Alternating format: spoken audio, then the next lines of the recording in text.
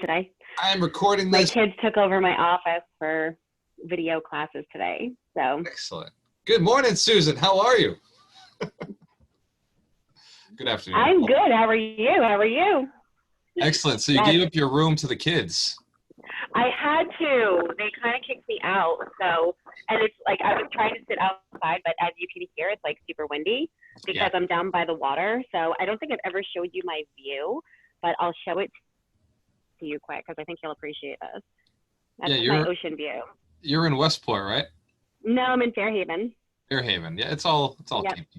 So, very cool. I got my ocean view on that side, and then I got my ocean views on the other side too. So absolutely I got gorgeous. ocean views on both sides, which is beautiful but windy all the time. All the time windy.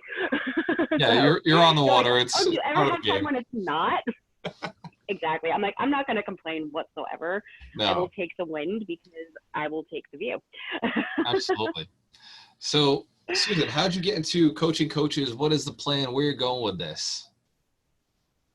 Okay, so basically what ended up happening was when all of this stuff started happening with Corona, it became really apparent that, the small businesses were really being left out, and that I didn't like one whatsoever. So what I ended up doing was I kind of jumped onto that really quickly, and I started offering strategy sessions for free, which we talked about, right? And so I gave those away. Instead of charging $1,500, I gave those seats away to small business owners.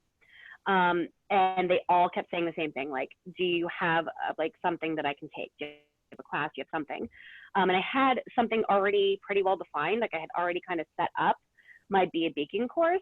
But I realized a couple of different things. Like I needed to tweak it immediately and squish it down to 8 weeks instead of 16 weeks. And I needed to make it definitely a lot more interactive, and automate all of it. So 8 weeks instead of 16. Yep. Big drop. Nice. So big jump. So half the time, but they're getting 16 lessons in 8 weeks. Right. So they're still getting all the same content, except it's broken down very differently. So I automated a lot of it as well, and simplified it. So now, basically, the way that I've set this up, I need more coaches. So what's going on now is I'm basically bringing in coaches, training them, and certifying them under my brand. And then I'm going to immediately put them into teaching classes and teaching cohorts. And the way that I've broken that down is that the actual work time that they will have, because I've like automated about 98% of this, the actual work time they will have will break down to, per class that they teach, 3 hours a week maximum. It's a 2-hour Zoom call and about an hour of interacting through Facebook with the people in their cohort a week max. Nice. So it's 3 hours a week and 3 hours a week for 8 weeks, and they get paid $10,000. Yeah, that's not bad for the 8 weeks, right? For each 8 weeks. For each 8-week class that they do. Yeah. Nice. So it basically breaks down to 3 hours a week for the entire month, which isn't too bad. Yeah. So you obviously have people pounding down the door, right? So I've been getting a lot of applications. Yeah. Right. How are you doing with qualifying these coaches? Oh, I am a complete pain in the ass. So the first thing that I have them do is I have them go through the application. And then once they go through the application, then I set up a call with them to kind of determine where they're at. Go over the system with them, how everything would work. And then I send them the NDA and the evaluation. So the evaluation is just as about painful as a colonoscopy. It's almost 200 questions, but it really gets into the thick of everything. So I ask them about their experience in mindset, their experience in business structuring, marketing, and sales, so that I know where I need to train them, because not everybody knows the same methods that I do. And there's a specific method that I have pretty much put together myself that I teach. So that is where a lot of what it is that I'm training them is coming into play. Right. And then from there, it's basically just learning the content, understanding the content, and going through the system themselves to make sure that they know the ins and outs and feel comfortable doing the sessions with the clients. Right. But I'm basically, I'm charging people for the training, of course, but I'm literally showing them how to make 100% return on their investment within 30 days. Nice. Yeah, I love that. Which is unheard of. So. Right. Yeah, absolutely. So one of the questions that comes up during something like this is how many leads or how many clients do you have already through the funnel? Or you're teaching them how to get their own clients? Is that part of the training process? So it's a combination. So I do marketing on my end, but a lot of what I'm looking for right now is already existing coaches or people that are in that business field that already have some connections that they know they can reach Yeah. out to. So they have their connections, but I already have people coming in on a regular basis that want into these classes and into these cohorts. So, I'm feeding them clients just as much as they're getting clients. And I'm very, very clear about making sure that we don't have people in like fields in the same cohorts. I'm keeping that very separate just so there's no competition in each class. I don't want there to be, people thinking that content's going to be taken or anything like that. We want to keep it incredibly comfortable for each one of the cohort members. Right.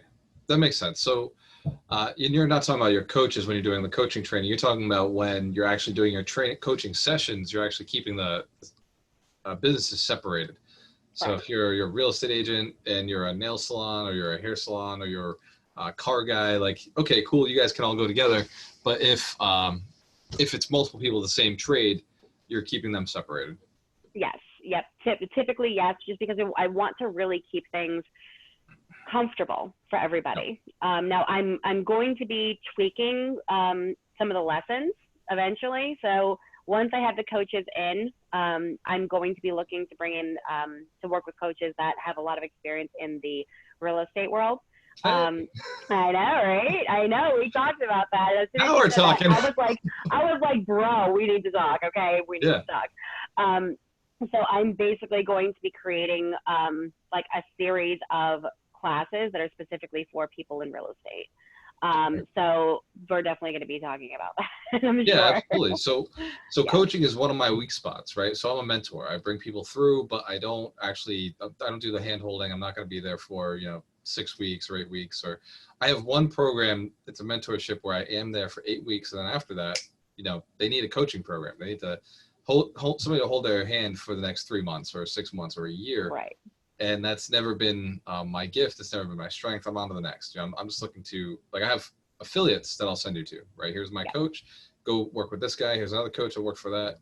And it sounds like you're building an army of coaches. So you may be my one-stop shop where I just say, hey, Susan, here's this person, here's what they need. Can you plug them into the system? Is that something that you're creating? Yes. Yep. So right now I have it set up for small businesses, for like really any style of small business, like standard business, of course, not like MLM, not direct sales, but like standard business. And we go into like all of the main key facets. Like the first things we start with is something simple, defining the systems that you currently have and that you're utilizing. Time management skills. I teach time management skills like right off the jump, because without good time management, you're not accomplishing anything. Right. And then I jump into all of the other pieces, budgeting, ROIs, and all of that, and then get into the thick of actual sales. How do you sell without shoving it down somebody's throat?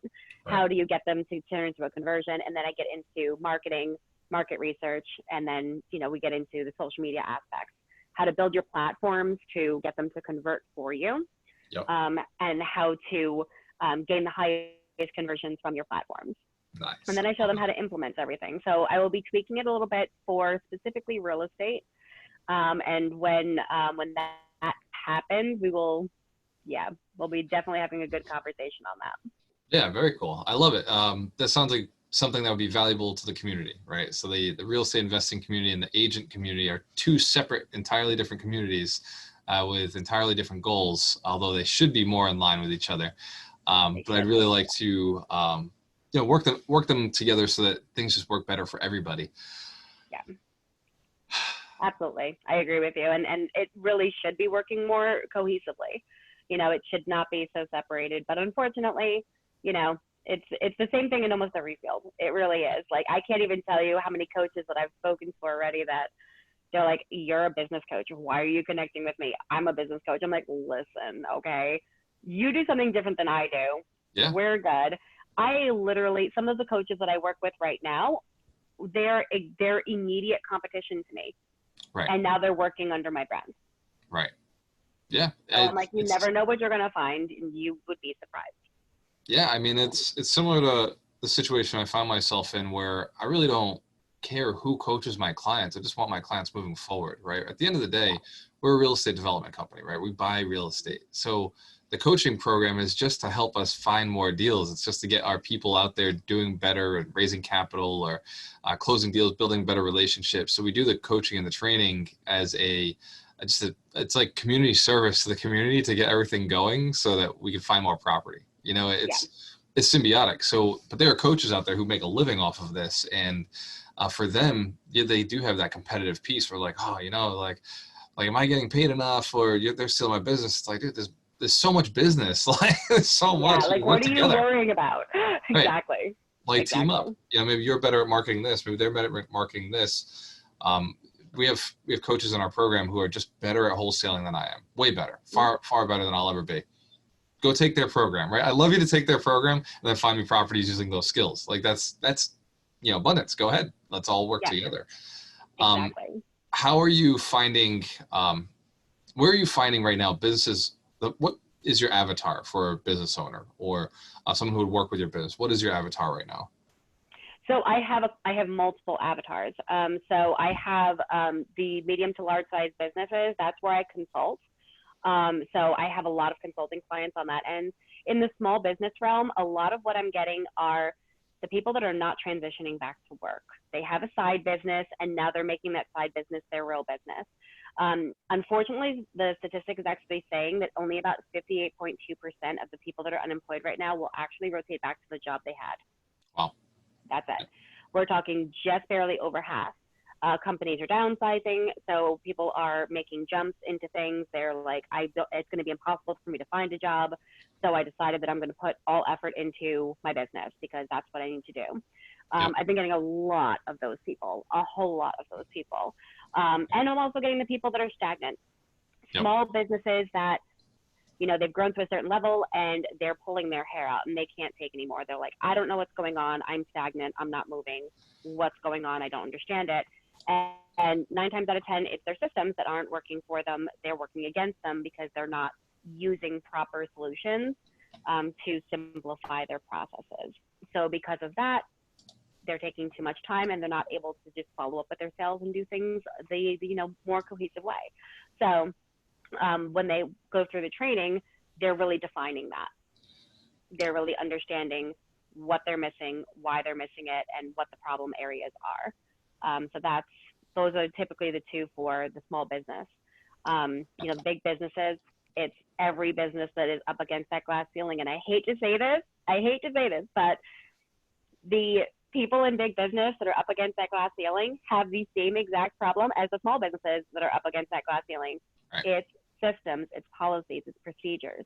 It's all of these pieces that they are not realizing are doing them such a great disservice. So by not fixing these solutions at a young stage of business, these big companies are paying me 60, 80 grand to come in and fix all of the stuff that should have been fixed way at the beginning of their business.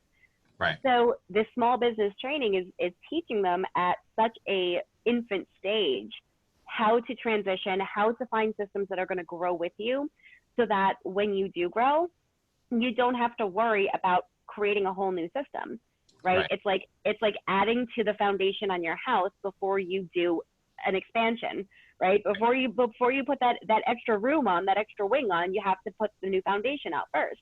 Right. So a lot of these businesses do not do that. They focus on the trade itself, and because they focus on the trade itself, they stonewall themselves. So they end up being like, I'm at 3 million, I should be at 8. Right. Yeah, they're working in the business instead of on the business. Exactly. And proper time management skills is one of the biggest factors to that. People will automatically say, oh, well, I have to do this and this and this. I'm like, great. When is business development time? Right. When are you doing that? Yeah. And they're not bulking their things together, their items together, what they should be working on during that time. So it's a lot of what I want to instill in these young businesses so that they're not having to pay someone like me down the road, $60, $80, $120,000 to come fix all their shit. So you're looking at cutting off your business in the future, right? You're saying, hey, you know what? In the future, you're not going to need me anymore, which is Probably not true, because the glass ceiling No. exists no matter what level you get to. Exactly. There always is glass ceilings, but Yeah. and you're gonna have the people that are stubborn that think they know everything at small business level. Yeah. And when they get to big business level, they realize they don't know everything. And those are the people that hire me the most. And it's great because they usually come to me kicking and screaming. And I'm like, yeah, kick and scream all you want. The more you kick and scream, the more you're gonna pay me. Right. So your choice. How do you want to handle that? every level has another devil, right? And for you, it's the more work that client becomes, the more you charge them, right? We have the same thing in our model, where if it doesn't make sense, you have to pay me to teach you. Like, I'm just not interested at this point. And right. So where do you see small business going, I guess, over the next 5 years? Wow. So right now, obviously, we're dealing with like an earthquake, right? And all of the small businesses that are not very strong are gone. Yeah. So the ones that are still standing need to prepare for those aftershocks. And that's going to be an influx in business for the organizations that have closed. They now, all of those people that were customers there need to find new sources. Yep. So you have to be prepared to handle your growth right away. And if you can't, unfortunately, you're going to be right on that chopping block next. That's the first thing that I see coming downhill. And also, just like we had back when the recession started to kind of come back offline, everybody was a business owner and everybody was a real estate agent and everybody was a travel agent, right? Like that was like, it's like the world opened up, and then slowly but surely things started to close down that weren't meant to be there in the first place. Right. So what I typically say now to small business owners is, prepare for the influx of customers. Yep. So firm up your foundation, be prepared for those people. And then the other key factor is really focus greatly on what you excel at, because when you focus greatly on what it is that you excel at, people will be drawn to you over the newbies any day of the week. And when those newbies go away, that's just going to build your platform just that much more as being the expert in your field. So that's honestly, I see a lot of that happening because more and more small business owners are really taking training seriously. They're really taking the fact that they need to know more about their business than their trade now, more than I've ever seen. They're really taking it seriously, which is ideal because that's exactly what they need to do. But small businesses are definitely, unfortunately, there's going to be a suffering time for a long period. There's going to be certain areas that are never going to come back. Like restaurant consulting is going to be one of those areas that's going to be hurting for at least the next 4 years. I can see that. So we've touched on real estate just a little bit. And obviously that's where my heart is. I see, obviously, for agency on that side, acquisition of agents will be very easy over the next few months because agents are thinking, oh, maybe I should just jump brokerages. Maybe I should try something different. So there's going to be a lot of that out there. So we'll capitalize on that on the brokerage side, on the team side. But as far as investment goes, it's tough to say this, right? Because it's all speculative. But where do you see real estate investing going as far as, prices we know will go up. We're pretty certain that's going to happen. We know rents are going up. Inflation's going to hit because of the quantitative easing. But where do you see the opportunity for investment? Because a lot of these small business owners are investors as well. And we know that many of the big guys, we've shored up, right? We've been shored up for a year, 2 years now. We've seen it coming. This didn't shock us. So it shocked us how it happened. We also know that this is not our crash. This is not a crash for our business, for our industry. In fact, the price is still going up. But there may be smaller investors who got beat up during this. And, there's people out there who don't have relationships with their tenants, who their tenants are not paying them, or they focus on cash type of tenants. And now the tenants who were bartenders or tattoo artists who can't operate, they're in a tough spot more than they've ever been. What would you say to those guys? Should they just sell their properties cheap to somebody like me, or do they still have a chance? You're just like, say the first one. To sell it to this guy. But what would you say? I mean, because they're going against. They've got a mortgage still. Yeah. And the tenants aren't paying. And I know a lot of tenants are still paying, and our tenants are still paying. We've got a great population of tenants who really just want to live where they live. But for the slumlords out there, right, the ones who just didn't build those great relationships, and if you're listening, I'm apologizing in advance for calling you that. I'm sorry. What would you say? Susan, what would you say is their chance? What's their play? Well, honestly, when you do not have good relationship building skills and you do not build good relationships, especially with people that are that close to you that are tenants or customers, whichever way you want to look at them, it doesn't make a difference. When you don't build a good relationship with them off of the jump, you are always going to be battling. You're going to be fighting for your rent. You're going to be fighting to get your bills paid. I'm going to be a landlord very shortly, so I can say I am fully aware of the way that goes, and I am very grateful that people like my cookies. So it is definitely one of those things that you need to have a good relationship with people. You need to be in a good position to have a good relationship with people, especially right now. Like, people are more focused on building good relationships. And if people aren't paying rent, they're getting enough money to pay the rent for the most part. So if they're not paying, they're choosing to not pay. Right. Everybody's on unemployment. They're getting that extra $600 a week. Unfortunately, there's people that are not spending it appropriately, of course, because that's just, a norm. You can't find one TV in Walmart, I'm sure. Exactly. Yeah. So that's going to happen. But I can say that, when it comes to especially, that type of an area, when you're dealing with people that are landlords that don't have those good relationships, I would say your best bet would be to get out. Sell to someone that's going to build good relationships with good people, because those are the people that are going to survive and thrive. Yes, you exactly. Those are the people that will survive and thrive. The people that are going to go away are the weak business owners. That includes weak landlords. If you are not a good landlord, guess what? You're not going to have any tenants left. You're going to get stuck holding a bucket of a big fat nothing. You really need to build strong, firm relationships with people. And if you're not good at that, then you are in the wrong area. To be a good landlord, you have to absolutely be good at relationship building. Yeah, you got to care about your people. You got to care about the buildings, care about your people. And we call it property management, but it's really people management. It's just making sure the tenants know who you are, know who your property manager is. And like, all my tenants have me on social media, right? Like, I can't say something without my tenants hearing it. And I've posted things on Snapchat, and they're like, hey, is that unit available? It's like, all right, yeah, I see that you're keeping an eye on me. That's cool. That's great. I love my tenants. So they're all good people. And Easter the other day, I had a tenant drop by a little chocolate bunny. It was cool. It was awesome. I love what we do. And I want more. I want more. But we've just seen, banks are freezing up right now. There's a little bit of a slowdown with what they're capable of doing.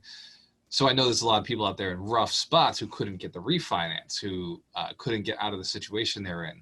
And I'm just waiting. I am just waiting for the phone calls. I am here ready to buy multifamilies. I got friends, I got family. We're ready to buy up a whole bunch of stuff. So, when you're available, let us know. So, Susan, I love all the insights. I love what you're doing. I love the fact you're building the team. We are pushing hard. Every Saturday we fill up the Zoom calls with the webinar for building wealth, right? The 52 weeks to wealth. And every principle in that is from the principles from all the books behind me and the coaches I've had.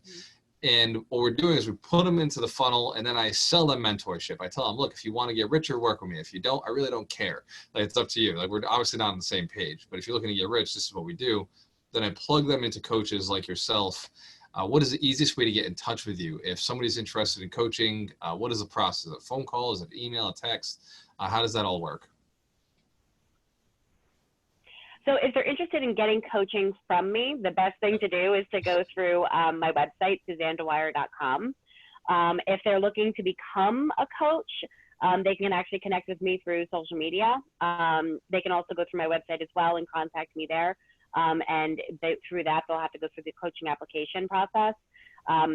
It's really depending on what it is that they're looking for. If they actually want mentorship and they're looking for like a good coach, then they can absolutely reach me through my website, SuzanneDwyer.com. SuzanneDwyer.com. Can you spell that? Because Suzanne has like multiple N's. Yeah, so it's SuzanneDwyer.com. Excellent. Awesome. Thank you so much. Susan, I learned so much from you, as I always do.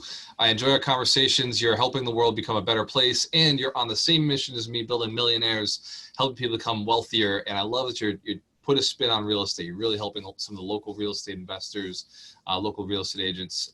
I definitely love hanging out with you. That said, I'm on to my next call. Suzanne Dwyer, All right. you are a champion. Thank you for your time tonight. When you have a choice, I always work with the best. All right. Talk to you soon, hon. Later. Bye.